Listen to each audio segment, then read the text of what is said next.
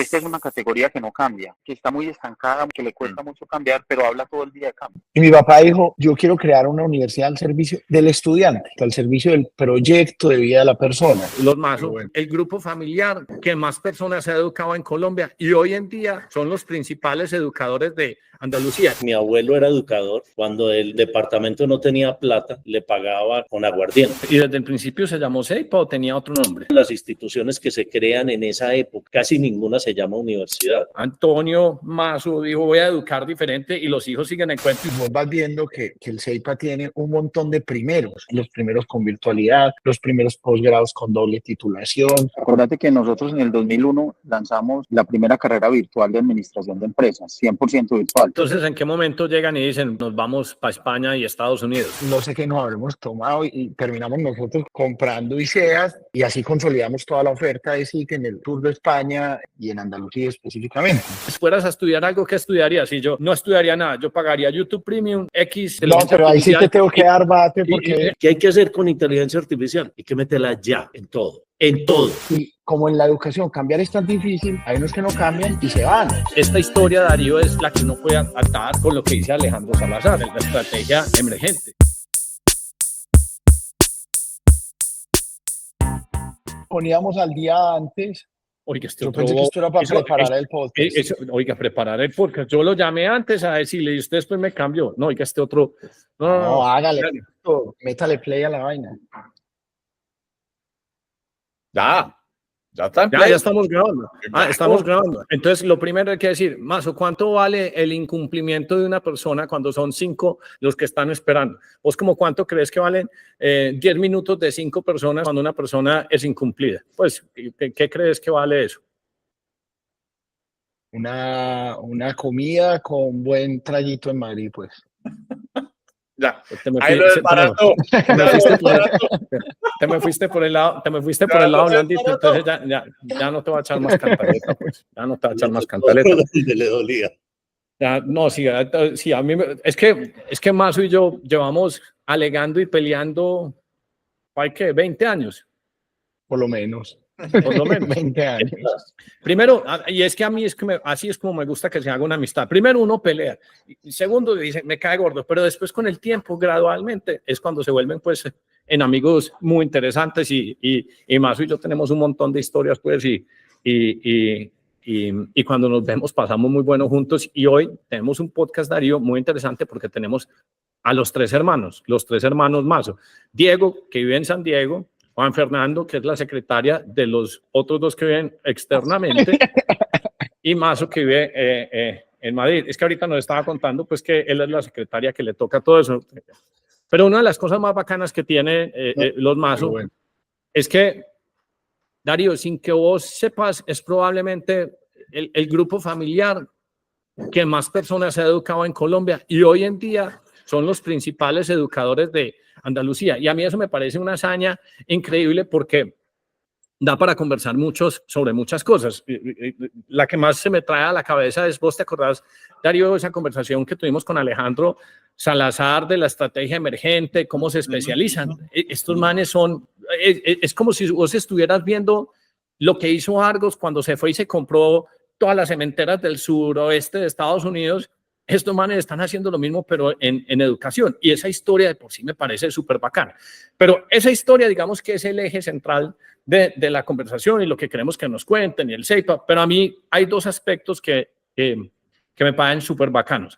Yo conocí al papá de ellos y te digo, Darío, fácilmente las personas más bacanas que he conocido en el planeta Tierra, Antonio Mazo. O sea, si el señor puede uno sentarse a conversar, filosofar, para tomarse unos aguardientes. O sea, estos manes son por los 2 papás que tienen, y Antonio pues es un crack. Y lo otro que me gusta mucho de ellos, pues porque no se te olvide que a mí lo que más me gusta es alegar con Carlos, es que tienen una cosa que a mí en el fondo... Espere, el alegato con Hernán es que habla él, o sea, él lo invita a uno a entrevistarlo.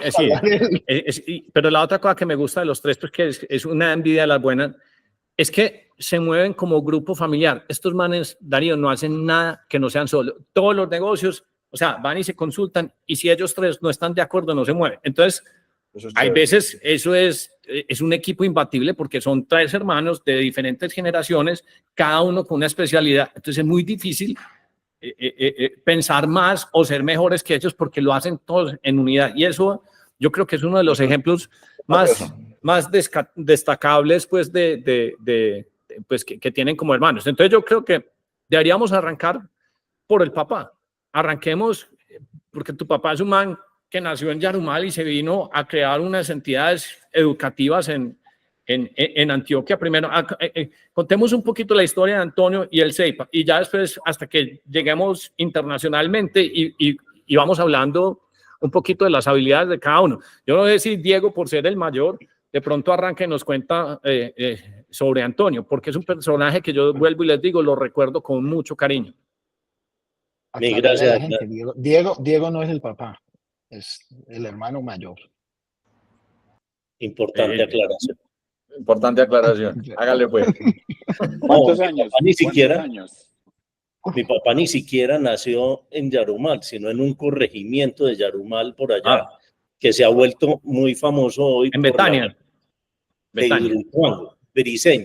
Briceño, sí, Briceño. Briceño.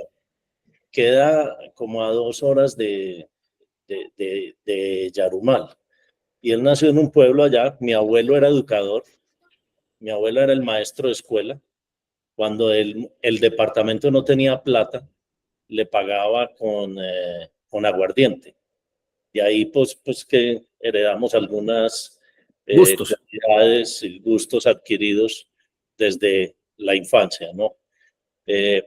Entonces, ese es mi papá fue aprendiendo cuando él le toca salir de Briceño porque ya no había más donde estudiar, entonces va a diferentes seminarios para continuar y graduarse de bachiller. Cuando se gradúa de bachiller, mi abuelo ya tenía unos cuantos hijos más, tenía como 9, y le dice, oiga, necesito que me ayude. Entonces,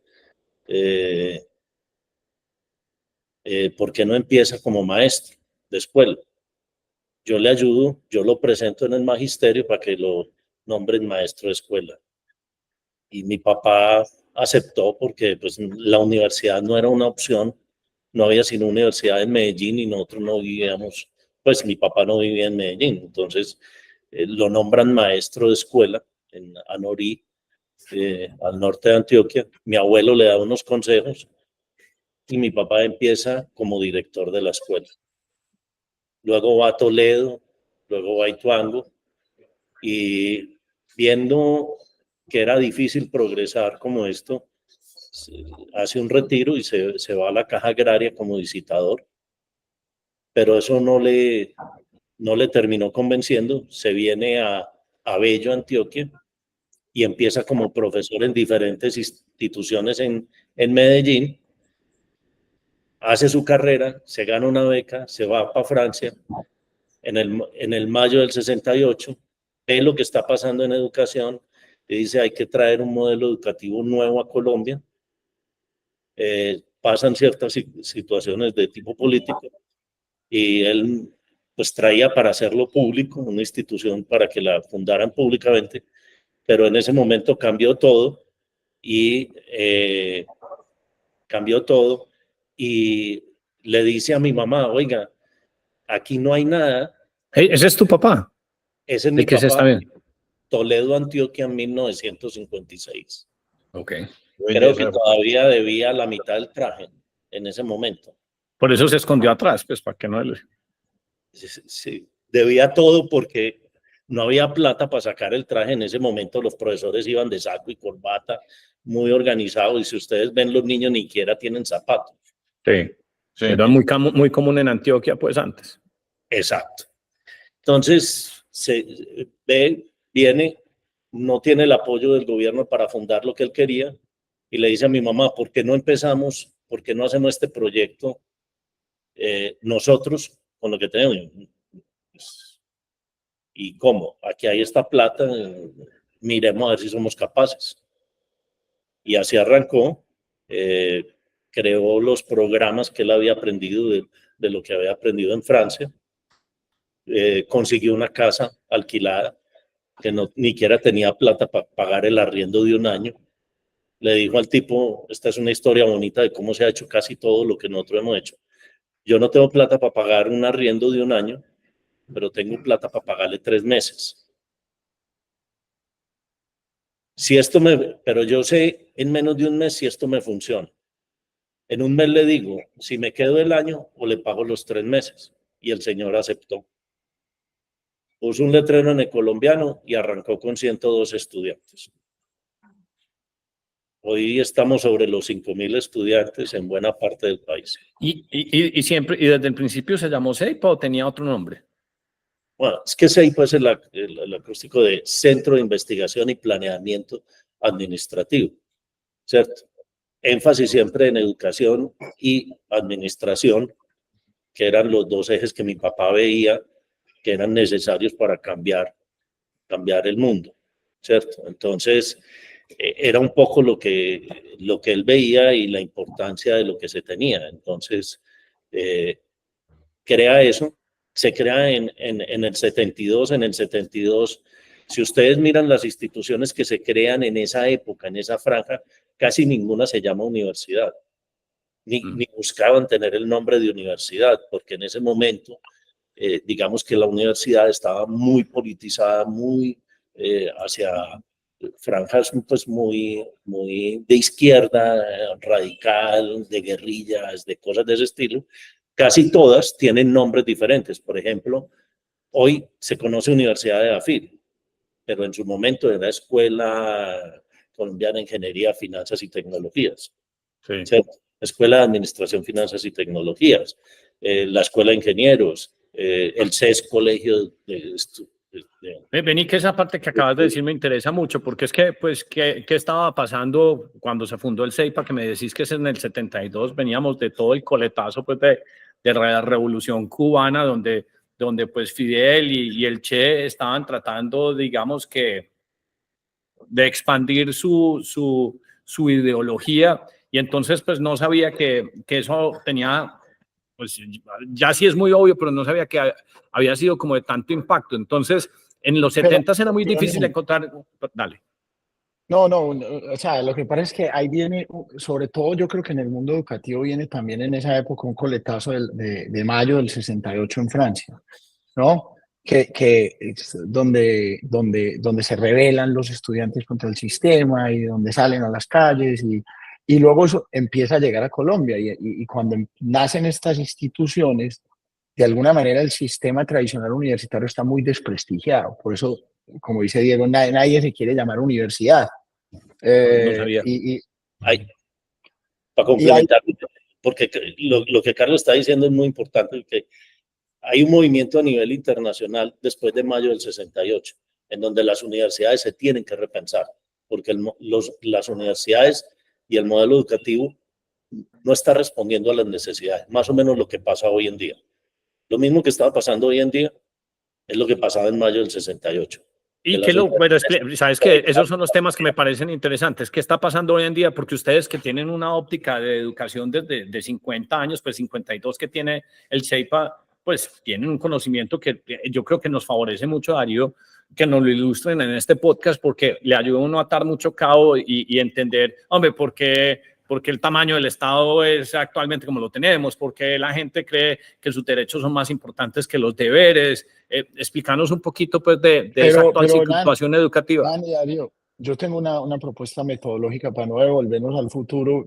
Si quiere, apúntemela y luego nos vemos en el estado actual que vemos, la educación pública. Okay, pues simplemente como por seguir con la historia. Yo tengo dos comentarios ahí. Carlos, dale, Diego. Perdón, es que la guerrilla fue muy inteligente, pues Fidel Castro y todos sus movimientos guerrilleros fueron muy inteligentes de ir a la educación. La educación siempre ha sido un instrumento fundamental para hacer cualquier transformación. Y si ustedes revisan la historia, pues la iglesia lo ha dominado, los partidos siempre políticos han querido dominar la religión. Entonces, teníamos todos estos movimientos que se habían tomado la educación pública, una desconexión de la sociedad, y entonces ahí es donde mi papá ve una oportunidad de formar personas de una manera diferente en un nuevo modelo educativo. Y ahí viene el comentario que creo que es importante porque hace parte del ADN de nuestras instituciones, ¿no?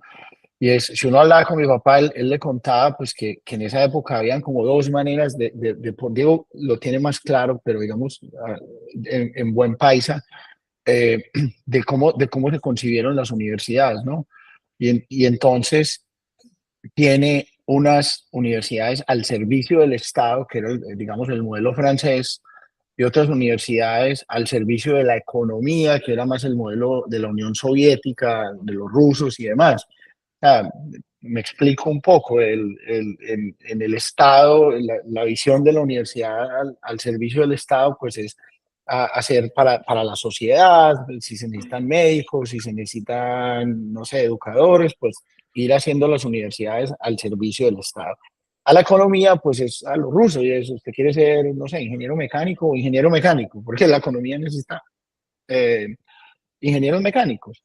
Y mi papá dijo, yo quiero crear una universidad al servicio del estudiante, o una institución al servicio del estudiante, al servicio del proyecto de vida de la persona.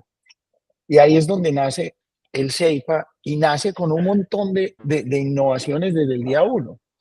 Ejemplo,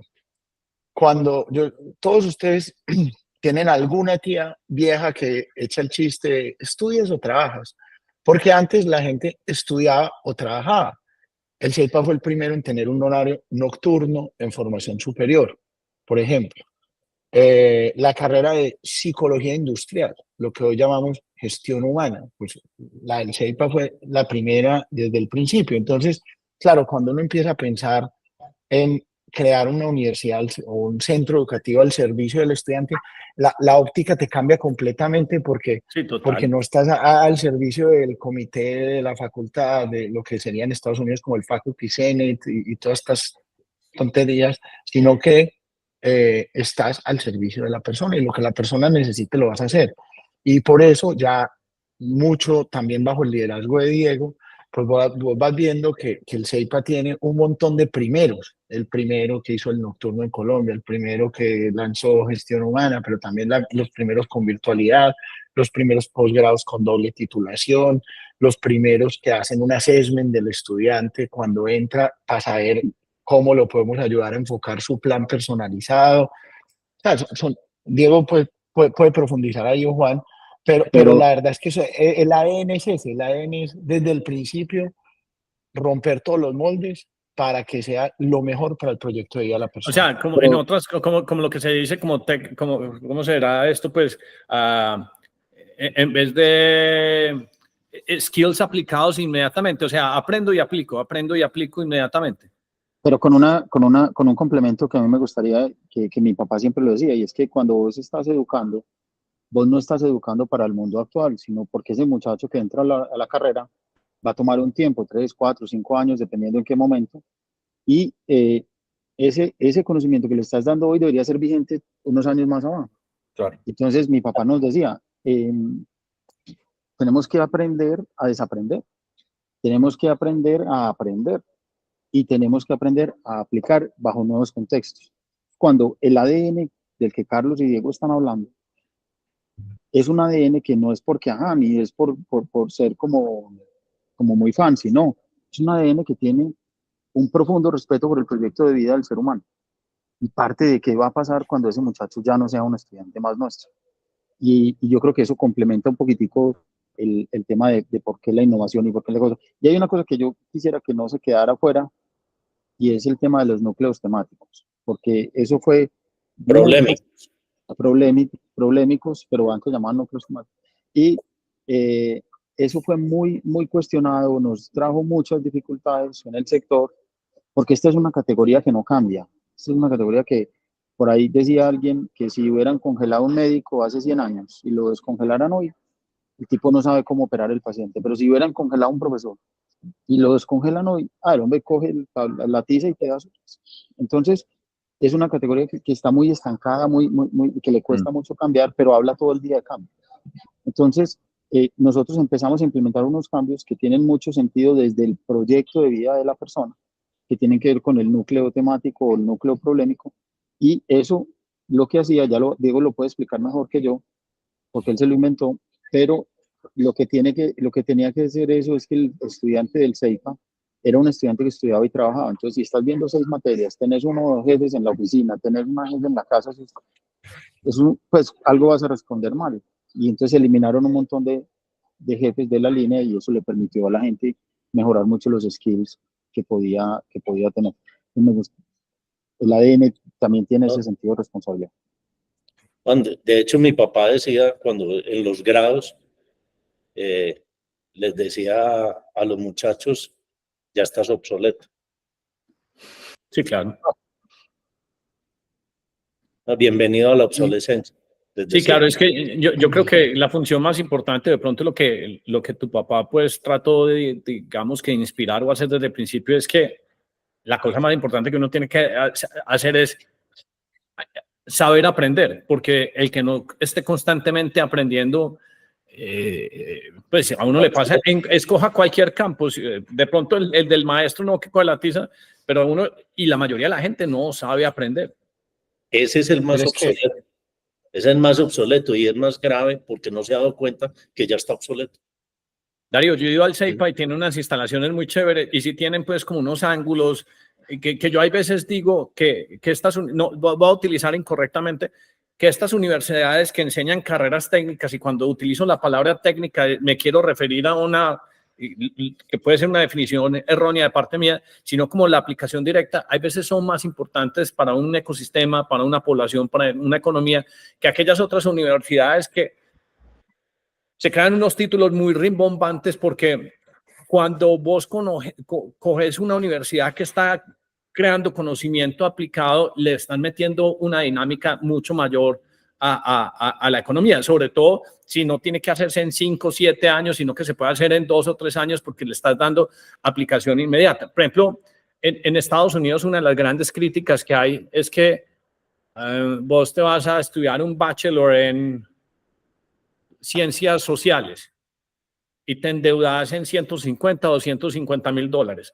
Y el man que fue y estudió 6 meses en el instituto, no sé, no estoy diciendo que esto es lo que haga el, pero plomería o electricista o técnico de lavadoras, se está ganando, en 3 años quedó sin deuda. Está ganando mucho más y estas otras personas salen a buscar trabajos de, no sé, que creyeron que les iban a pagar 200 mil dólares, pues les pagan 50, 40 y empiezan a ser parte del gig economy.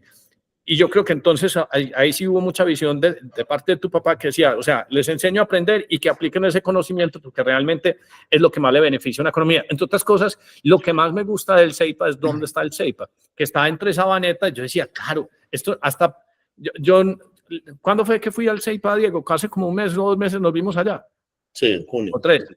Cuando yo entré, yo, pero estos manes, porque hicieron la universidad en el CEIPA, y apenas empiezo a ver todos esos edificios, pues altos que van creciendo, y yo, es claro, es que aquí hay densidad de población, y es que esto es joven, y estos son los que necesitan instrucción, y los que van a ser parte del aparato económico. Yo no sé si el lote lo compraron porque eran muy visionarios, porque ustedes tienen como esa habilidad, como cuando Starbucks decide si abre un Starbucks en tal esquina, dicen, no, depende cómo esté la población, el tránsito, el tráfico y el poder adquisitivo de la gente. A mí me parece un hit que lo hubieran hecho, por ejemplo, en Sabaneta. Sí, vimos cuando estábamos comprando el terreno, vimos cuál era el desarrollo de la ciudad y hacia dónde se iban a mover muchas ¿Dónde iba a crecer la ciudad? Sí. ¿Dónde iba a crecer la ciudad? Ese sí fue un factor que se analizó, se estudió, y aquí se vio una oportunidad muy interesante de poder hacer un buen desarrollo para el modelo educativo que nosotros queríamos. Pero, cuando se hizo el CEIPA era el edificio más alto de Sabaneta. ¿Ah, sí? Sí, claro, sí. No. El que seguía tenía 2 pisos y era una cosa con terraza. No había Había gente que se iba los domingos a ver el edificio de Sabaneta. Pero ayer me encontré un muchacho en una conferencia que me dijo, no, es que yo crecí aquí al lado y vi cómo hacían todos ustedes estos edificios. Hermano, ahorita cuando estemos contando de lo que estamos haciendo en otros lados, volvemos a cómo se compró ese edificio del CEIPA, porque la forma se mantiene y es muy bonito. Sí, y ustedes, entre otras cosas, el modelo de negocio que ustedes tienen me parece pues también súper ingenioso, pues no sé si lo quieran discutir, pero me parece pues, yo decía, estos manes, a mí porque me gusta darle leña más, pero yo, en el fondo es avispado, pero no le voy a decir pues de frente, pues ya quedó, aquí, ya quedó grabado ya quedó grabado en el podcast. Contanos entonces un poquito para poner el CEIPA en cifras. Entonces empezó con 100 estudiantes y hoy en día tienen 5.000 estudiantes. ¿Cuántas personas se han educado en el CEIPA en los 52 años? Más o menos, pues hemos titulado unas 18.000 personas, 20.000 personas, wow. ¿Cierto? Y en temas de educación continua, pues no. Por ahí pasamos de lejos. Y hemos hecho de todo tipo de programas muy espectaculares, ¿cierto? Pero una de las cosas que estabas colocando es lo que decía mi papá. Uno de los principios básicos que yo creo que es el eje de lo que nosotros construimos es poner al estudiante como centro de la institución, no al profesor. La mayoría de las universidades son universidades de profesores, ¿cierto? Cuando nosotros ponemos el estudiante en el centro, nos preguntamos todo. ¿Qué tiene que saber? ¿Cómo lo debe aprender? ¿Qué tecnologías debemos usar? ¿Qué administración debemos tener? ¿Cómo debemos prestar los servicios? Entonces, es una lógica completamente diferente de cómo administrar y gestionar la educación, ¿cierto? Y ese es un punto del ADN que nosotros hemos conservado, pero que al ser ese el ADN, nos obliga a estar siempre repensándonos y reconfigurándonos y cambiando la administración permanentemente o involucrando tecnologías o recursos permanentemente. Y hay algo que yo creo que por resumir, como los principios sobre los cuales se creó esto, ¿no? Es siempre al servicio del estudiante, el estudiante en el centro, sin miedo a innovar, porque es que en la universidad tradicional es como todo lo que esto se hace así. ¿Y por qué? Pues porque se hace así. Y el CEIPA desde el principio dijo, rompamos el molde, y lo rompió una cantidad de veces impresionante. Y poniendo al estudiante en el centro, hay algo que mi papá siempre decía, que hay que formar buenos profesionales, pero también buenas personas. O sea, la idoneidad, ¿cómo es? La idoneidad profesional y la integridad personal. Es un tren que va por una carrilera. No puedes formar si solo te enfocas en la parte profesional o técnica, también tienes que enfocarte en la parte humana. Y si uno va al CEIPA y mira, pues nosotros tenemos un equipo de psicólogos que están haciendo el plan de vida, pero no en el CEIPA, en todas nuestras instituciones, que están haciendo el plan de vida de cada estudiante, que le están ayudando a tomar sus decisiones desde el punto de vista de la integridad personal, ¿sí? Entonces, yo creo que eso ha sido constante. Si uno mira nuestras escuelas en España, en Estados Unidos, cuando la gente entra, no empieza por finanzas, ni por mercadeo, ni por nada de eso. Empiezan por un track del ser, donde aprenden a conocerse, aprenden a entender su estilo de liderazgo, su compósito temperamental, su estilo de aprendizaje, y a diseñar un proyecto de vida, entender cuáles son sus pasiones, para qué son buenos, cómo pueden ayudarle al mundo, y la responsabilidad que tienen con tener un impacto positivo en la sociedad, no solo con ganar plata. Entonces, pues eso resume un poco el ADN de lo que hacemos, y yo le añadiría un tercero, que es lo que vos decías al principio, y que la verdad, pues yo sí creo que es nuestra gran clave, y es la unidad de la familia, ¿no? Entonces, siempre se trabajó en eso, se trabajó en tener al estudiante en el centro, formándolo como persona y como profesional, romper todos los moldes e innovar, y luego mantenernos unidos. Y por eso es que nosotros tres siempre estamos unidos. Y eso no quiere decir que eso sea la land, que todos los días nos llamamos y nos decimos, oye, ¿cómo te quiero y cómo estás de bonito? No, pues hay días que nos queremos matar, pero esa es la parte bacana, que al final en lo fundamental siempre estamos juntos los tres, ¿no? Y ya por complementar esa parte de la innovación, que eso ya fue Diego, pero respetando el ADN de mi papá, a mí hay una cosa que en el CEIPA me parece la más salvaje de todas y que la hemos venido aplicando en todas las otras instituciones, Es que si vos piensas el modelo educativo está pensado como, usted tiene una mochila, yo se la voy a llenar de conocimientos durante 4 años y cuando usted salga, pues usted los va a usar, usted va a buscar en esa mochila y los va a usar. El modelo del CEIPA no es así, porque ¿cuántas veces no estuvieron ustedes en la universidad preguntándose, oiga, ¿yo por qué estoy aprendiendo esto? ¿Esto para qué me va a servir a mí? En el modelo del CEIPA, el día 1 de cada materia se presenta un reto real de una empresa real. Carlos, pero déjame yo cuento una innovación previa, ¿cierto? Dale.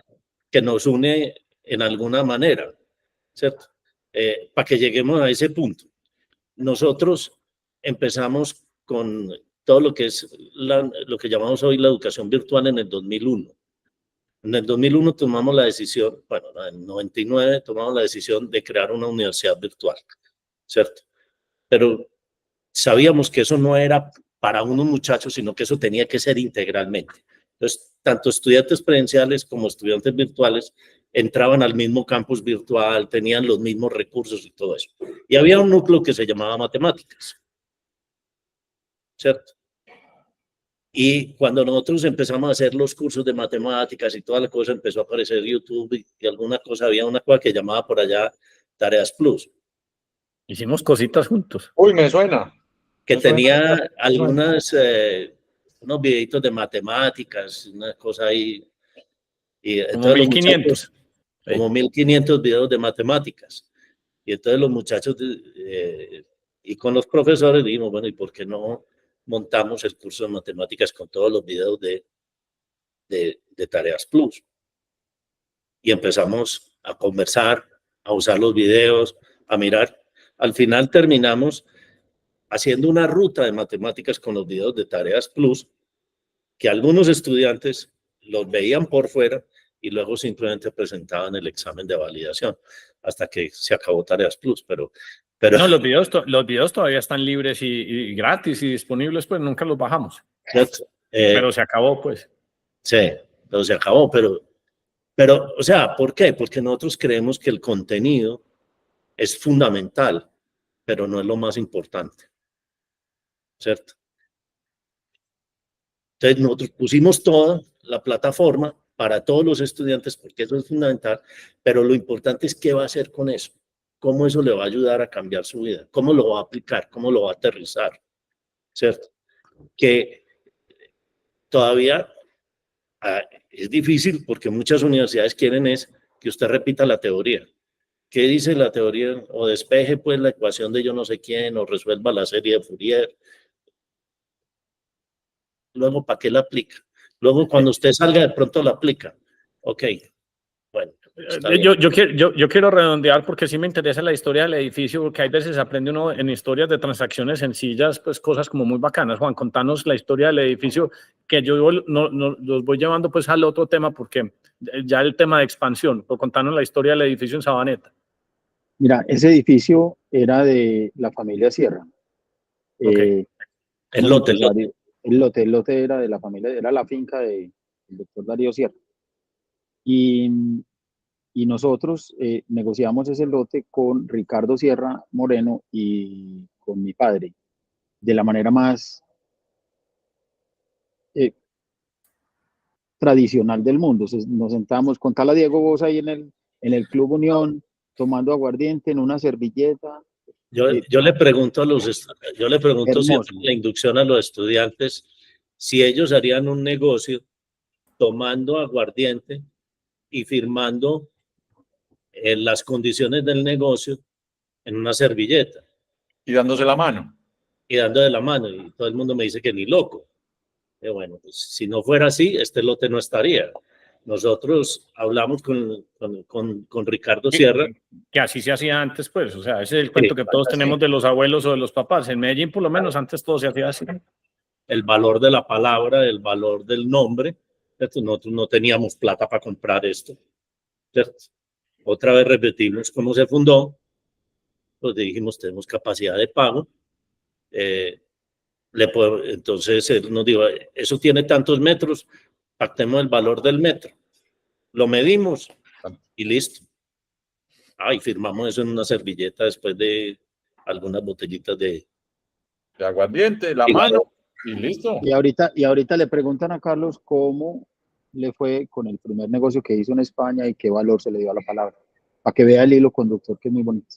No, pues, Que esa es la siguiente pregunta. ¿En qué momento, o sea, en qué año el CEIPA o ustedes, los tres hermanos, Mazo, tu papá se murió en el 14. 2014.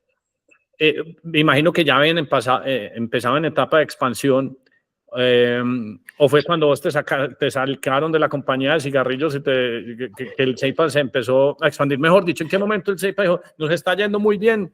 Y entonces, no sé, sede Bogotá, Cali, Barranquilla o vámonos internacional. ¿Y quién fue como el artífice de eso? O sea, llevan 10, 15, 20 años con un track record, ya han ahorrado dinero, el negocio da para crecer, para reinvertir, pero ustedes dicen, bueno, lo estamos haciendo muy bien y vemos estas oportunidades.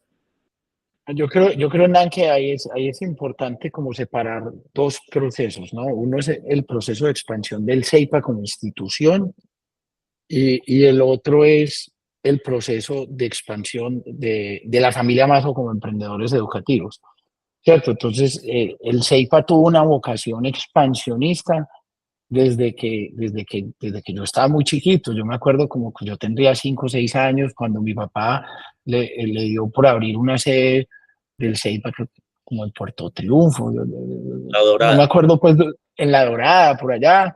Y luego, pues, abrimos Bogotá y eso fue muy rápido. Que creo que Bogotá lo abrió Juan Fernando con unos negocios de formación ejecutiva y grupos a la medida para el éxito, pero hace 30 años, pues, yo no me acuerdo cuándo, pues, pero hace mucho.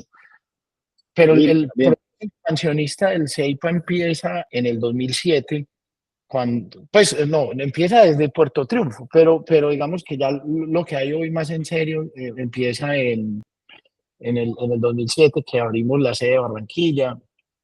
Después abrimos una oficina en Perú, eh, y el CEIPA siguió creciendo con la virtualidad. Pues ahora tenemos presencia a nivel nacional y el CEIPA ha seguido creciendo como institución. Ahora ya la parte de nosotros tres como hermanos, pues yo creo que empieza como en el 2010, 11, que Juan Fernando montó una compañía que se llama Education Hub, que no sé, Juan, si quieres contar bien la historia de cómo empieza Education Hub, porque es como la primera vez que la familia hace algo diferente al CEIPA. Entonces ahí ya se empiezan a separar las historias. El CEIPA sigue su camino y sigue expandiéndose y abriendo Barranquilla, Bogotá y con virtualidad llegando a todo el país y como a 15 países más. Pero luego ya, como desde el año 2010, 11,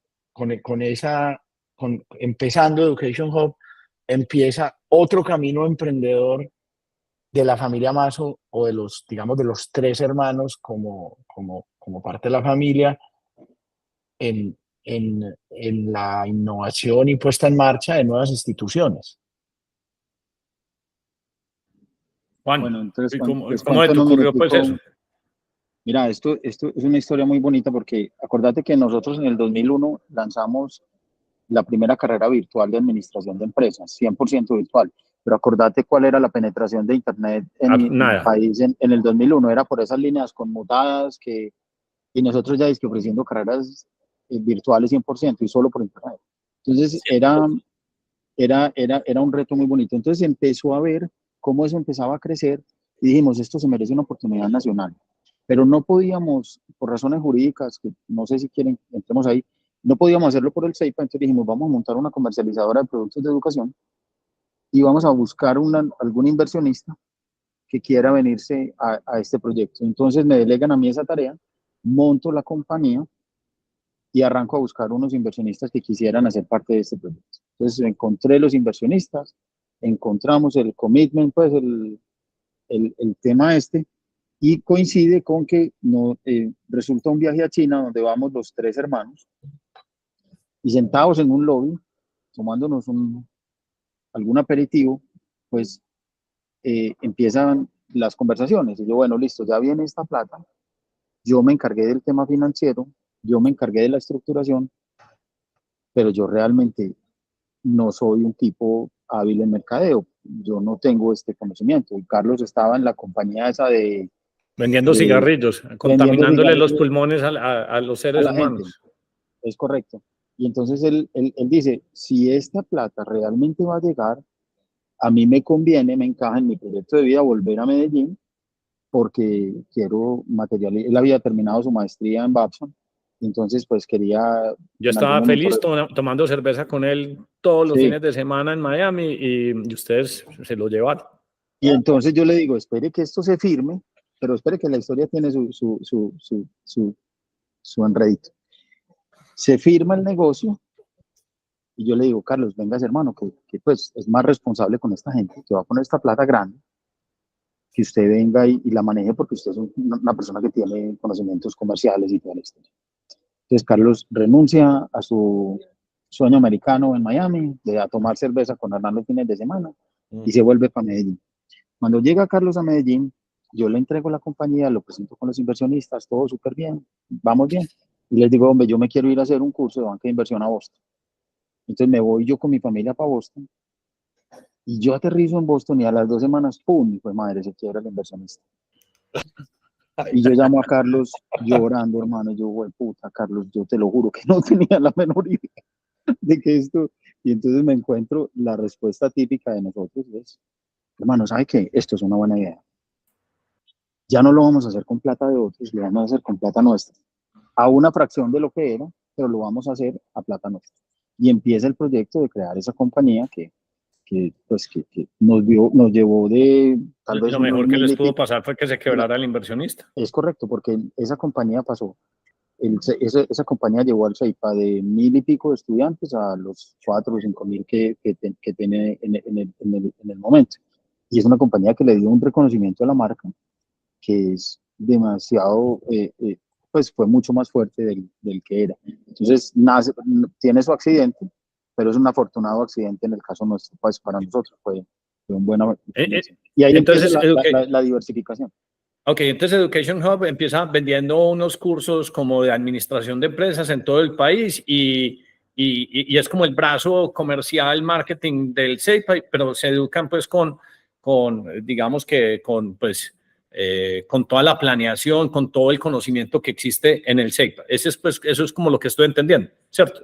Bueno, ¿y en qué momento? Empieza como brazo comercial del CEIPA, pero también empieza a comercializar Empieza a comercializar otros cursos, ¿cierto? Vos empezaste a meter maestrías online cursos de otras de universidades. educación de México, de Brasil, de NYU, o sea, empezamos a comercializar productos también del tercero y ahí la compañía empieza a crecer.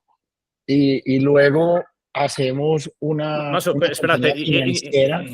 espérate, pero esa comercialización se debe a que simplemente vos aprendiste mucho de marketing y sabías cómo manejar el funnel digital o los pendones o la cosa y decías, bueno, yo soy capaz de traer estudiantes acá que les apetezca estos cursos y todo el ensamblaje ya lo hace el CEIPA. Eso fue lo que hiciste ahí.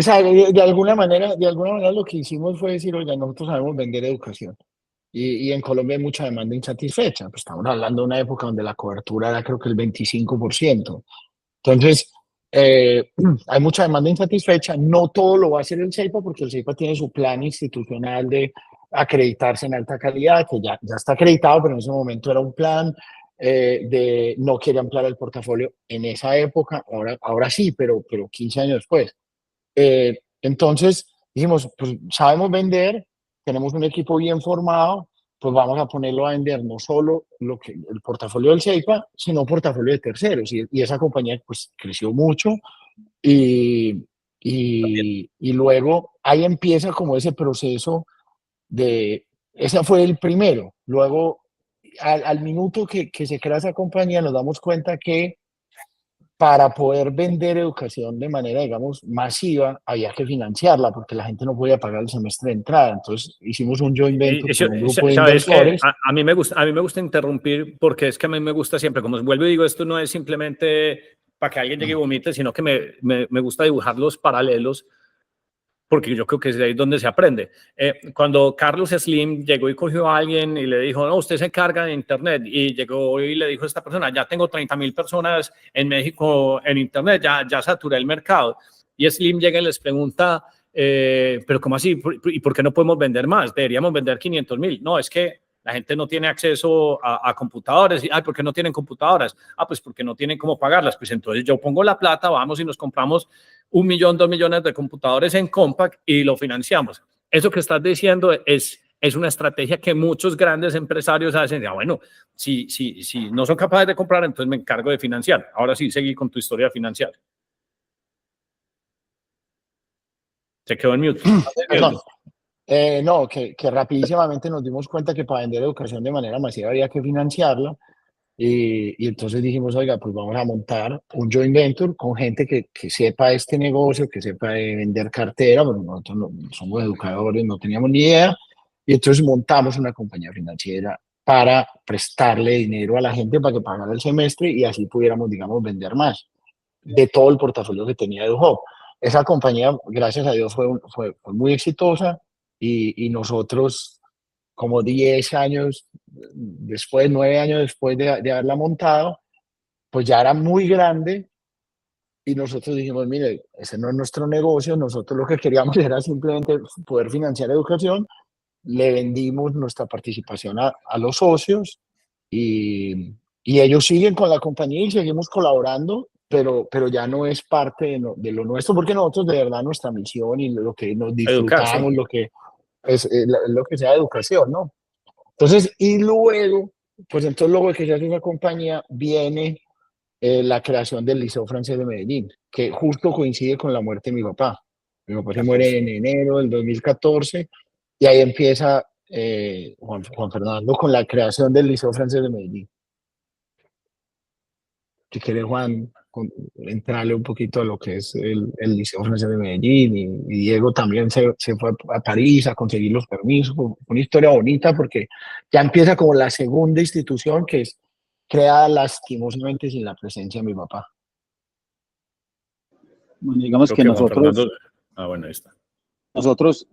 lo que queríamos era, mira, yo he dicho que nosotros aquí en Medellín queremos ser muy emprendedores, pero a veces nos falta un poquitico como de auspicia, pues.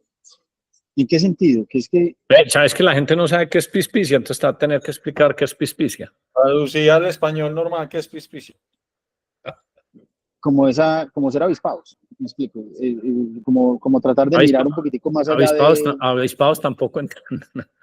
Entonces vamos a pedirle a Pues Diego que nos ayude, sagaces, saque este problema. iniciativa. Exacto. No, como de tratar de pensar fuera de la caja, eso sí la entiende todo el mundo. Mira, nosotros teníamos unos lotes y la ilusión de montar un colegio, un K-12, y nos planteamos como 3 retos. El primero es cómo montamos una institución que no pelee con nadie. Colegios hay muchos, pero queríamos uno que no peleara con nadie. Es decir, que en lugar de ofertar más de lo mismo, ofertara algo que complementara la oferta educativa de la ciudad. ¿Por qué? Porque más educación es más desarrollo. Como digo decía al principio, la educación es el vehículo para cambiar una sociedad, para donde sea, para bien y para mal. Si la educación es buena, la sociedad va a mejorar, y si la educación no es buena, la sociedad se ataca. Entonces queríamos algo que complementara la oferta educativa de la ciudad, que tuviera una reputación mundial reconocida, pues una buena reputación mundial. Y lo tercero es que le pudiéramos meter un toque de lo que nosotros queríamos hacer. Por ejemplo, hombre, que no tuviéramos una cafetería donde se vendieran un montón de cosas que le hacen daño al cerebro de los niños. Que pudiéramos controlar lo que come un niño desde que entra al colegio hasta que sale. Que pudiéramos tocar esto fue en el 2014, 2015, que pudiéramos acercar los niños a la tecnología por medio de diferentes herramientas que nos ayudaran a hacer eso. Y hoy tenemos unos ejemplos hermosísimos de cómo lo hacemos, de niños que llegan con dificultades en alimentación y 8 meses, 10 meses después de trabajar con las familias, tenemos nutricionistas, tenemos un equipazo, allá pues gente demasiado buena que nos ayuda en eso y que nos compra el sueño. Y entonces llevamos a esos niños de que salgan de problemas alimenticios, aprendan a comer de todo, coman por medio del desarrollo de hábitos saludables también en la casa, trabajamos con las familias, es un proyecto hermoso. Entonces ahí viene la magia, se juntan 3 que piensan distinto, que saben distinto y que hacen distinto. Entonces Diego nos ayuda con la estructuración del proyecto inmobiliario inicialmente y también con el proyecto educativo. También Diego nos ayuda liderando la relación con la Embajada de Francia porque al pertenecer al sistema educativo francés, entonces necesitamos el visto bueno de la embajada para que a su vez la embajada nos valide ante el organismo que se llama la Agencia de Educación de Francés en el Exterior, la AEF. ¿Salen con diploma francés los niños? Sí, señor. Sí, pueden presentar el baccalaureat y tendrán un título oficial europeo. Por eso no pelea con nadie, porque no te lo puede ofrecer nadie eso. Y la AEF es una red de 520, 530 liceos franceses en el mundo. Después viene otro hito importante, es cómo lanzamos el proyecto. Entonces ahí es donde se junta Carlos. Carlos arranca con toda la presentación del proyecto en sociedad y esa presentación le pone la marca en el sitio que debería estar. Y tenemos el rol mío, que es el rol de la estructuración financiera. Entonces con Diego manejábamos la parte inmobiliaria al inicio, Diego la parte educativa y yo en la parte financiera. Entonces es como la unión de tres cabezas que piensan diferente y que tienen talentos complementarios y que siempre piensan en todo un objetivo. Aquí hay que decir que tenemos unos socios, una familia Calle también muy educadora de la ciudad que ha fundado otros colegios y que complementaron muy bien en el tema inmobiliario en su momento y hoy todavía hacen parte pues, del proyecto y con buenos aportes. Me gusta mucho esta evolución. Y entonces, ¿en qué momento llegan y dicen, bueno, ya no queremos más Colombia, nos vamos para España y Estados Unidos? Pues eso... Había algo ahí, Hernán, que es importante antes de que Carlos cuente eso, y es que el CEIPA en sus especializaciones siempre había buscado un socio español que tuviera para que complementara los títulos, que le diera otra visión y que le diera una serie de valores agregados. Esto era, tuvimos socios buenos, socios regulares y también nos tocó pelear mucho. Y un día se nos ocurre, bueno, y qué bueno qué bueno sería que nosotros tuviéramos el cachorro en España. Controlar algo mejor para poder generar más valor, porque eso es uno negociando con otro, pero para el otro este es un negocio relativamente semi-marginal, ¿cierto? Tener un aliado en Colombia para una escuela de negocios en España, pues que no sea muy importante. Y salió eso como conversación y a veces uno manifiesta cosas y aparecen oportunidades y ahí es donde Carlos ya les va a contar la otra parte. No, pues entonces básicamente se juntan dos cosas, pero sí es muy importante es que el CEIPA en el año 98 tiene la visión de decir, oiga, la gente que vamos a graduar de posgrado, al final del día, si lo hacemos solos, no tiene una visión global. Entonces vamos a buscar en España alguien que dicte, digamos, una parte de la cátedra, es decir, una parte de las materias que se dictan en los programas y que ofrezca una doble titulación. Entonces, desde el año 98, los posgrados del CEIPA fueron de nuevo los primeros en Colombia en tener doble titulación automática. O sea, no era como que la opción no, era todos los estudiantes que estudiaban en el CEIPA tenían profesores españoles que en esa época viajaban a dar clase y tenían titulación pues, de la EAE, que es una escuela muy buena de Barcelona, que es del Grupo Planeta. Y eso empieza desde el 98. Entonces, digamos que España no era un gran desconocido para nosotros porque ya llevamos pues, muchos años ahí. Luego estamos con EduHub y un amigo nuestro, Beta, que es gran amigo y socio, nos dice un día, oiga, yo tengo una representación de unos másters españoles, esto es como en el 2012, por ahí. ¿Por qué no nos aliamos para Carlos, esa representación? Déjame yo. Un segundo. Y entonces nos aliamos para la representación en el 2012, EduHub y Prestigio, que es la empresa de Beta. Y de hecho la llevamos juntos a Perú, que nosotros teníamos ahí una oficina y empezamos esa representación. Dale, Juancho. No, es que me gustaría hacer una claridad y es que cuando mi hermano plantea que lo que nosotros queríamos era agregar más valor, no quisiera yo que se confundiera con el valor tradicional de una empresa, que es hacer más plata o generar una valoración mejor de la compañía. No. Lo que nosotros queríamos era tener Sí. una injerencia superior en la calidad educativa, de tal manera que los profesores entendieran nuestra metodología, nuestro reto y sobre todo nuestro principio de servirle al estudiante como ser humano para su futuro, y eso no lo lográbamos tan fácil. Entonces, me parece que cuando planteamos la conversación alrededor del valor, es el valor educativo, porque es el valor alrededor del ser humano, finalmente lo que importa acá. Y entonces se da en ese contexto lo que Carlos estaba contando y que va a acabar la historia muy bonita.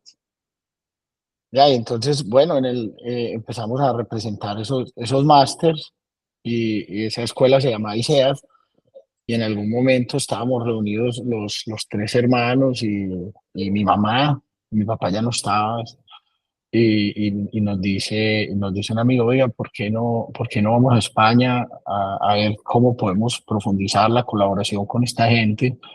Y fuimos y la verdad es que yo no sé qué nos habremos tomado y terminamos nosotros comprando ICEAs y decidiendo ahí en el punto blanco que pues que yo me iba a quedar porque yo tenía una hija que tenía 1 año y ellos tenían los niños en el colegio y dijo, pues quédese usted 6 meses, organiza esto y, y empieza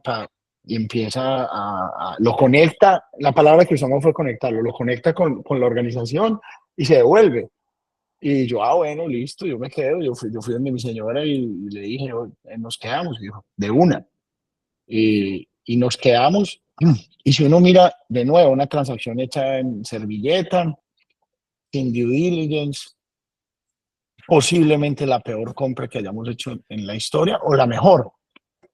Técnicamente, pues no fue buena porque pues, no hicimos due diligence, no, nada de abogados, fue una cosa muy hechecita en servilleta, pero así llegamos a España. Cuando llegamos nos dimos cuenta que lo que habíamos comprado realmente no existía, que la compañía, que allá sí es una compañía, pues estaba en pérdidas, creo que tenía más empleados que estudiantes, o sea, era una situación dificilísima, donde nos tocó pues obviamente invertir mucho más esfuerzo, mucho más dinero de lo que pensábamos en un principio. eh, y bueno, pues fueron años duros, duros, duros. Esto es un podcast muy elegante, entonces la palabra correcta no se puede usar, pero de comer mucha. No, se puede, es más, lo saco del chat si no utiliza las palabras que son. No, comimos mierda, pero de la buena y en muy buena cantidad. O sea, fue muy difícil porque pues no sabíamos dónde nos habíamos metido. Y luego, pues, Estabas aprendiendo a lidiar y a pero es que lidiar. una cosa es llegar a aprender empezando de cero, otra cosa es comprar una empresa que llegas a la oficina y te llega un embargo de un banco y a las 10 de la mañana te llega una notificación de un juicio y tener juicios judiciales, mercantiles, embargos de préstamos. Eso es como dice Bill Miller, la única forma que uno aprende es perdiendo plata. Ahí sí aprende uno. Bueno, pues entonces nosotros aprendimos muchísimo.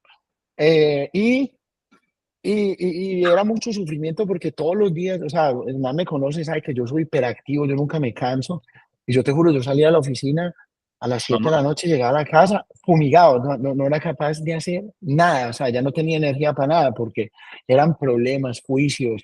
Bueno, lentamente fuimos arreglando todos los embargos de los bancos, no teníamos nunca plata para pagar la nómina, también tengo que decir que nunca la pagamos ni un día tarde, pero pues obvio, esto era llamando por allá el 25, Juan, mándame plata, por favor, que tengo que pagar la nómina y tengo 1.000 euros en el banco, o sea, así pues. Te dije cuál era mi rol.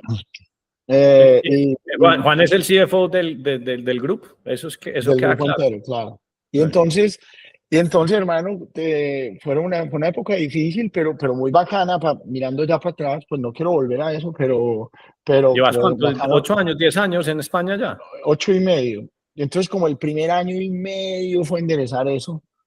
Apagando incendios. Y como 2 años enderezando eso. Pero Darío, mira, es que a mí vuelvo y digo los paralelos. Mira lo que hizo Mazo. Primero, a pagar chicharrones, como imagino que empezó a bajar costos, a reducir tamaño de nómina, y finalmente llegó el enderezo. y es lo que no se puede hacer a nivel Estado acá. Tenemos un Estado que cuesta el 67, 68% del presupuesto de la nación y es imposible llegar y decir, no es que necesito que me cueste 45%. Entonces, un emprendedor sabe qué es lo que hay que hacer y en un gobierno todo el mundo es, ¿qué haremos? Pues lo que hace un emprendedor, pues, corta y sale de la grasa, pues seguí con tu historia, porque ¿en qué momento, o sea, qué hiciste? Que seguiste, pues fuiste evolucionando y hoy en día sos el educador más grande de No, Andalucía, que me entonces, ¿qué parece. pasó? ¿Qué pasó? Que nosotros empezamos a organizar, luego ahí llega la compra de Estados Unidos, como en el 2018 por ahí, y entonces ya se empieza a organizar una empresita que tiene una escuela online en España, una escuela online en Estados Unidos. Eh, Nosotros decidimos como también poner una junta directiva de nivel para que le diera credibilidad y para que fuera un poco la cara de la escuela, porque pues en España un paisa hace de cuenta que no sé, que alguien de Namibia le dio por ir a montar una escuela en Medellín, nadie le va a creer. Entonces montamos una junta bien montada y el presidente de la junta era un exministro del Trabajo de España, un señor que queremos y le agradecemos mucho, que se llama Manuel Pimentel. Y esto es como a inicios del 19, me llama Manuel Pimentel y me dice, oiga, hay una escuela en Granada muy bonita que el dueño se quiere retirar y la quiere vender. ¿Usted por qué no va a verla? Y yo le dije, sí, claro, de Es la que yo una. conozco, ¿cierto? Correcto. Y yo le dije, sí, claro, de una. Pero pues yo colgué el teléfono y dije, a mí no me interesa hacer nada en Granada. Yo voy a ir por hacer la atención a él, pero no tengo ninguna intención de comprar nada en Granada. Pero digo, bueno, pues igual, pido el tiquete por la mañana, los vuelos en Granada son complejos porque vas en el primero y volvés en el último, que es como a las 10 de la noche. Dije, bueno, pues voy en ese y vuelvo en este el mismo día. Y después de que haga la visita, pues nos vamos para un almuerzo y nos tomamos algún vino y ya, pues bacano. Y yo entré a esa escuela y me la molé. Y ahí mismo los llamé a todos y a los socios y les dije, hermano, esto hay que comprarlo ya. Y luego empezó una serie de visitas. Casualmente mi mamá estaba en España y, y, y yo le dije, mamá, saquemos un día de madre e hijo y vámonos a pasear a Granada para conocer esta escuela. Y fuimos mi mamá y yo, y mi mamá salió y dijo, usted hay que comprarlo. No teníamos ni idea cómo, porque pues no teníamos la plata, pero nunca hemos tenido plata. Mi papá siempre dijo, hacer las cosas con plata no tiene gracia. La gracia es hacerlas sin plata. Y entonces compramos esa escuela Gordo, ese es y, TikTok, como yo.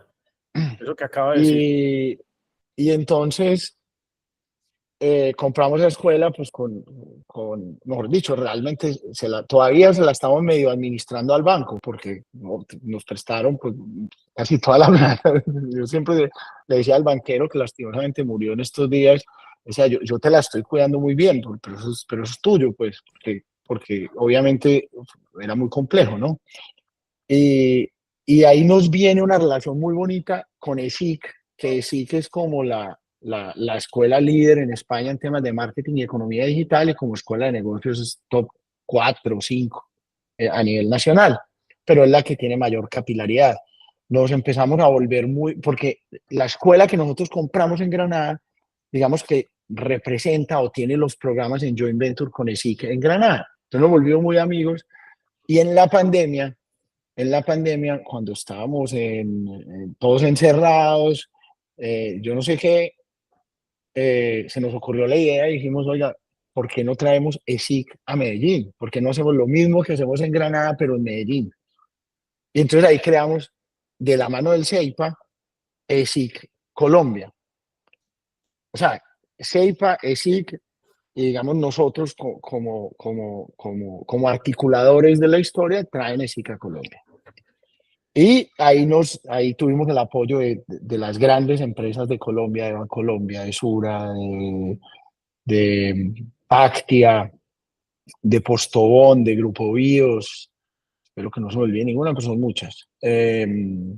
Y entonces vienen todos estos miembros fundadores y nos ayudan a traer ESIC a Colombia como este triángulo, ¿no? Entonces traemos ESIC a Colombia a la mano del CEIPA. Y eso nos hace volvernos aún más amigos de SIC. Y luego ya nos llaman y luego ya en un viaje a Colombia, también con algún vino encima, estamos hablando y se nos ocurre proponerle al presidente de SIC, que es un gran amigo, le decimos, oiga, ¿por qué no nos vende los campus de Sevilla y Málaga y nosotros los seguimos operando con la marca de SIC y EIG, que es la nuestra en España? Y así consolidamos toda la oferta de SIC en el sur de España y en Andalucía específicamente. Y bueno, pues esa transacción se cerró el año pasado y eso nos volvió el grupo privado más grande de Andalucía. Uy, ¿cuántos estudiantes pasan por ahí más? Ahí tenemos casi también 5.000. No llegamos a los 5.000, pues estamos al lado. En online tenemos unos 2.800 y en presencial estamos en matrículas, o sea que yo esperaría que fueran muchos, pero todavía faltan todo lo que son las matrículas de después de verano, pero sí deberíamos estar llegando como a los 5.000. A mí vuelvo y digo, pues, lástima que me quede grabado, pero Diego y Juan, pues, sí, la verdad, pues es que esta es una historia muy bacana, pues muy metelona. Pues yo lo único que le critico a Carlos, pues es que hay veces me es muy como cortesano corporativo y ahí es la única parte donde él y yo sí creamos mucha divergencia, pues porque yo no tengo ese espíritu cortesano, pero esto es pues toda una tarea. Pues si le siguen dando, si les dan otros 10 años, pues entonces terminan siendo pues el resto de España y eso sí me parece muy increíble. Y luego digo, esta historia, Darío, es la que uno puede atar con lo que dice Alejandro Salazar, la estrategia emergente. Y todo pues porque llegó un señor y dijo, Antonio Mazo, dijo, voy a educar diferente y los hijos siguen el cuento y vuelvo, digo, lo que más envidia la buena me da es el grupito pues que ustedes tienen y eso es, pues si ese es el mejor equipo pues que uno puede tener. Entre otras, en estos días tenemos otra vez a uno de los Bilbao, no sé si es Andrés o Daniel, pero ellos tienen un acuerdo muy bacano que es, ellos dijeron, usted es aplicado, usted también, hagamos lo siguiente, si a mí me va bien, el 33% de lo que me vaya bien a mí es para usted, y si me va bien a mí, el 33% de lo que me vaya bien es para usted. Entonces, están como técnicamente enrocados, y esos enroques me parecen un acompañamiento buenísimo, pues, y ustedes técnicamente lo que están es enrocados, porque pues es un tercio, un tercio, un tercio. Y eso me parece muy admirable y lo que han hecho en España, pues me parece muy bacano. Ahora, entonces ya sabemos del tamaño que están. Pasémonos como para ir cerrando. Y me dicen, hombre, ¿cómo los está afectando o qué están haciendo o cómo se están ajustando con todo este cuento de inteligencia artificial? Porque yo luego voy a dejar que me debatan. En estos días me escribieron en YouTube, me dijeron, Hernán, si fueras a estudiar algo, ¿qué estudiarías? Y yo no estudiaría nada. Yo pagaría YouTube Premium, X y Substacks y ¿cómo es que se llama la otra? Y Audible, todo. Y eso sí trataría de aplicarlo y eso sería lo único que haría. El problema pues es que si uno tiene pues alguna guía de autodidacta, uno es capaz de hacerlo. El otro problema es cómo aplicarlo. Entre otras pues eso es lo que hago hoy en día. Pero entonces cuéntenme qué están haciendo en inteligencia artificial. No, pero ahí sí te tengo que dar bate porque... Bueno, deme bate, que eso es lo que quiero, que me debate. Pero ahí sí me toca dar bate porque es que al final el contenido siempre ha estado disponible. Estaba primero en las bibliotecas, después en Inglés Sin Fronteras, te lo mandaban en VHS a la casa o por radio con el bachillerato. El contenido siempre ha estado disponible. Ahora que YouTube y toda esta carajada pues lo hacen más asequible, pero al final el contenido siempre ha estado disponible. La labor de la universidad no es transmitir contenido, ni de la institución educativa, es formar la persona, y es formar la persona a través de la interacción con los seres humanos. Y en el caso nuestro es a través de la aplicación. Entonces, ¿qué es lo que nosotros, digamos, nos hace diferentes? No es que nosotros tengamos profesores que sepan transmitir contenido muy bien, porque pues, seguramente en YouTube hay alguien que lo explica mejor. Pero si vos te enfocás en cómo formar un ser humano de manera integral y cómo ayudarle a que aplique ese conocimiento en la vida real y le sea útil a la sociedad, esa es la labor nuestra. Y esa, con todo el cariño, no la hace YouTube, ni Audible, ni Substack, ni ninguno de ellos. Entonces, sí, te entiendo el punto, me parece bacano, pero sí me toca ahí meterme porque yo digo, no, un momentico. No, es que yo quería que me lo debatieras. Nosotros no somos tan inútiles como aparecemos. O sea. No, yo quería que me lo debatieras, pues ese era el punto. Y hay otra cosa que te falta, Hernán, ¿cierto? Y es que hoy en día tenemos que desarrollar más competencias. Y esas competencias interpersonales ¿cierto? No se desarrollan por YouTube, se desarrollan en el relacionamiento que tenés con todos los agentes que participan en un proceso educativo, ¿cierto? ¿Qué quiero decir con esto? O sea, vos no puedes aprender, yo supongo que a vos te cuesta mucho trabajar en equipo, ¿cierto? No, yo No, trabajo. si él es el jefe, no. Si él es el jefe de todos esos, lo que él diga, no. Yo trabajo muy bien con Darío y con el gordo. Sí, claro. Sí, porque Darío, Eso está muy Darío es claro. un alma de Dios.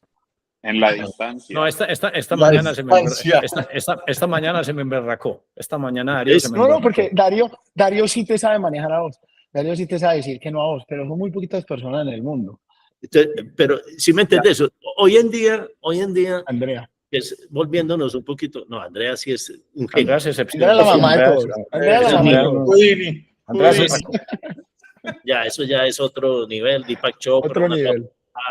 eh, eso es otro nivel, ¿cierto? Pero hoy en día los muchachos necesitan competencias, o sea, es más, el contenido está ahí, de hecho, y el contenido que usted aprenda hoy no sirve para mañana. Yo siempre les digo aquí, mire, el problema nuestro es muy sencillo, y usted que es ingeniero lo va a entender fácilmente. Nosotros tenemos que formar los muchachos para mañana, para que se desempeñen en 3 años, con las realidades de hoy y los profesores del ayer. No hay variables comunes. No hay variables comunes. Y eso es una ecuación bastante compleja, ¿cierto? Pero hoy no ese es el sentido. Hoy la transmisión de información carece de fundamento. Tenemos que desarrollar es competencias. ¿Competencias para qué? Para que se puedan enfrentar a cosas inciertas, complejas, ambiguas, difíciles. ¿Qué hay que hacer con inteligencia artificial? Hay que meterla ya, en todo. En todo. Un muchacho que no maneje inteligencia artificial, probablemente una máquina no lo va a reemplazar, pero alguien que sepa usar adecuadamente las herramientas de inteligencia artificial lo desplaza en 30 segundos. Por su eficiencia, por su eficacia. Probablemente en 5 o 10 años vamos a decir, sí, a ese también lo va a reemplazar la inteligencia artificial. No sabemos, porque estamos en un horizonte de tiempo en el cual vos no puedes decir, en 5 años va a pasar esto, como sí lo podíamos hacer en los años 80 o en los años 90, que podíamos decir, en 10 años en Colombia lo que va a pasar es poquitico, porque no habían condiciones para evolucionar. Pero hoy, con la tecnología, con el desarrollo, vos no puedes presentar esto. Entonces, ¿para qué te van a formar y para qué te van a evaluar en un contenido XYZ que mañana está obsoleto?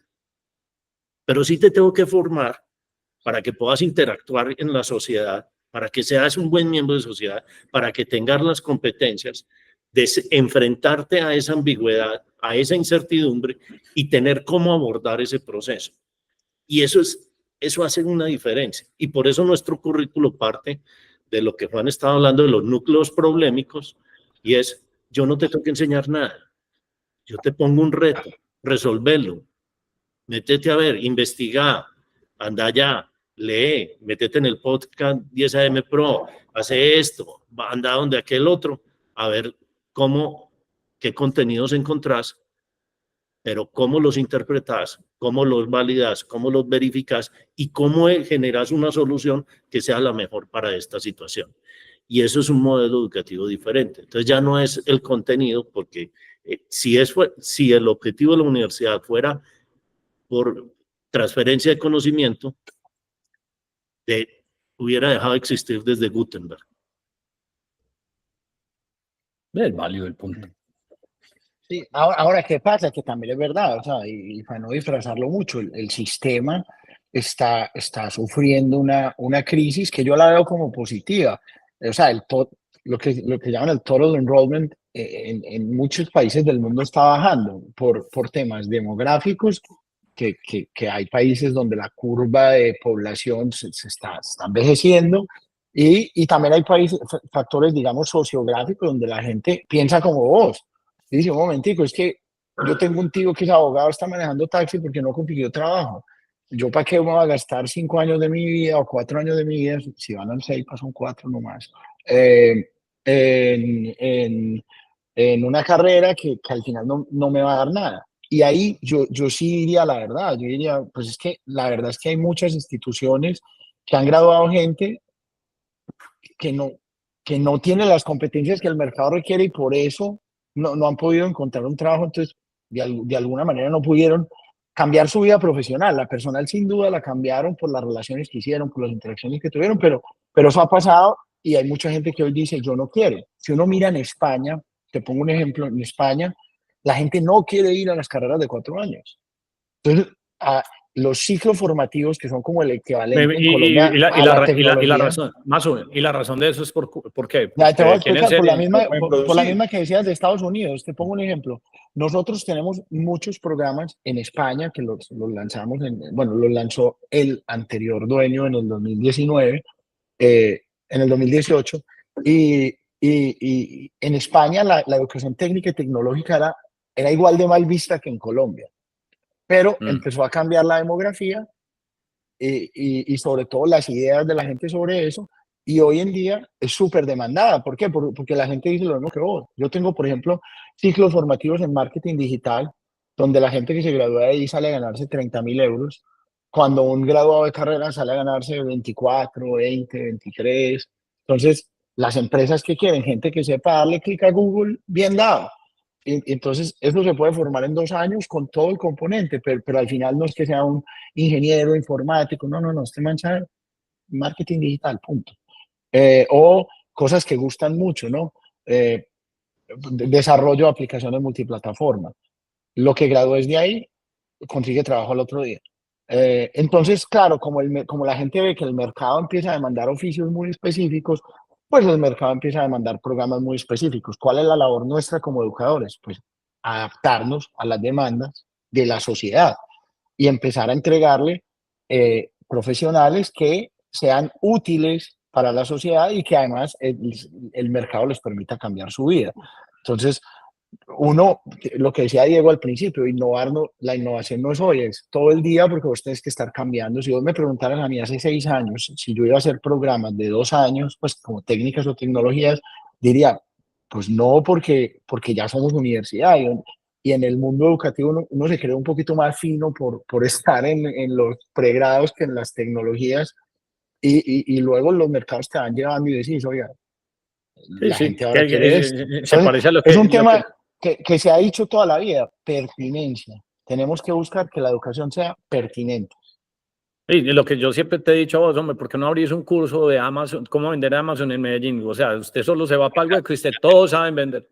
Y uno decir, pues, o sea, ese me parecería un super hit. Oh, esta conversación está muy interesante. Yo no les quiero quitar más tiempo, pues, porque nos hemos echado un recorrido desde 1968 hasta hoy, pues, 2024, donde son la compañía más grande, pues, de educación en Andalucía. Y la verdad, pues, es que los admiro mucho, pues, y me parece muy bacano lo que están haciendo. También me parece muy bacano que estén en el chat de 10 AM. Y todo el que hace podcast gana inmunidad, pues entonces ya no tiene que preocupar. Bien. No, no tiene que preocupar. Ya Carlos, ya tranquilo, hermano. A mí que me echan cada mes. Oigan, Darío, muchas gracias. Y se ofende porque lo amenazo de que lo va a echar. Hablando de temas banales, tenemos que repetir el Elbow Room, toda dar fecha, 26 de octubre, porque como va a cumplir 50, se me ocurre que ese puede ser el mejor bar, pues, para que podamos estar. Cuente conmigo. Para que pague la indulgencia que debe. Sí. Para que pague por llegar tarde. Por llegar tarde. Oiga, no, muchas gracias, hermano. Gordo, perdona, que es que se me olvidó, el gordo está, lo que pasa es que está metido aquí está en mi casa. El gordo ya está por ahí. El gordo está aquí. en un closet. Me tienen metido en un closet. Salga del closet, gordo, salga del closet y haga pues sus preguntas, que es que yo no sé por qué, como te vi tan calladito, estás respirando ahí. Primero, muy pertinente el apellido, o sea, demasiado una empresa pues impresionante, pues, y en educación, pues Mazo es una persona muy inteligente. Eso pues es como muy pertinente el apellido con el tema. Lo otro, pues, iba a ser una pregunta un poco más actual, porque se ve un problema en la educación, no sé si es a nivel mundial o Colombia, y lo estabas diciendo ahorita, se han cerrado colegios, se han cerrado universidades y va acelerado, o sea, va muy acelerado ese tema. ¿Cómo afrontar eso? ¿O eso es problema estatal, colombiano? ¿O o hacia dónde vamos. Déjeme tomar esa a mí. Y enseguida, Diego, la regla. Yo creo que cuando la institución se piensa desde solamente el rol de transmitir conocimiento, está en problemas. Porque no, pues, en algún momento eso funcionó, hoy no. Hoy es el ser humano que es capaz de usar el conocimiento en compañía del otro, en compañía de un equipo y de frente a un reto. Es muy importante que el estudiante, mira cómo se enseña medicina. Desde el primer semestre tienen los muchachos que están aprendiendo medicina, dando vueltas por hospitales, dando vueltas por, haciendo. ¿Por qué la administración, por qué las otras ciencias se educan en un salón de clase para que cuando salgan al terreno no tengan la menor idea de dónde están? No, el modelo tiene que cambiar. Y no se nos puede olvidar que de cualquier manera estamos enfrentados a seres humanos, con retos, con limitantes, con sueños, con miedos, y todo eso hace parte del proyecto que tenemos que sacar adelante. Yo siento que cuando las instituciones se piensan desde el ser humano y desde el futuro en el cual se van a ver enfrentados esos estudiantes, tienen una oportunidad de oro en este momento. Pero cuando se piensan solamente como un modelo de transmitir conocimiento, ahí yo creo que estamos en una situación difícil. Y yo creo que la fortuna de nosotros hasta este momento es que hemos sabido leer, hemos tenido la fortuna de haber leído bien y también nos hemos equivocado montones de veces. No va a pensar que aquí todo es un clean shot. No, hay muchos errores, pero en términos generales leemos mejor de lo que nos equivocamos y entendemos qué es lo que va a demandar la sociedad. Y por eso en el 2001 teníamos con una penetración de Internet del X%, 1, 2, 5%, teníamos una carrera virtual porque sabemos que el mundo iba para allá. Entonces, ese es uno de las cosas, de los retos más grandes que tienen las instituciones educativas, entender primero el ser humano como de verdad, y trabajar con él, y lo otro es hacia dónde, qué es lo que va a requerir la sociedad o la empresa cuando ese muchacho se gradúe. Ahora sí, Diego, arréglela. Sí, no, Gordo planteaba un punto que ayer salía en varios medios, y es la información de 769 colegios que han cerrado en año y medio en Colombia. Wow. Ese es un dato clave. Las universidades sí han crecido, de 280 que había más o menos a principios del año 2000, ya tenemos casi 300 y pico de universidades en Colombia. La cobertura ha crecido un poquito, pero no suficiente. Yo que digo, sí, efectivamente hay un cambio demográfico en donde cada vez la población se está envejeciendo más, ¿cierto? Ya no tenemos una pirámide, es casi un rectángulo. Quiere decir eso, que no están haciendo. Pues si mi papá tuvo 16 hermanos,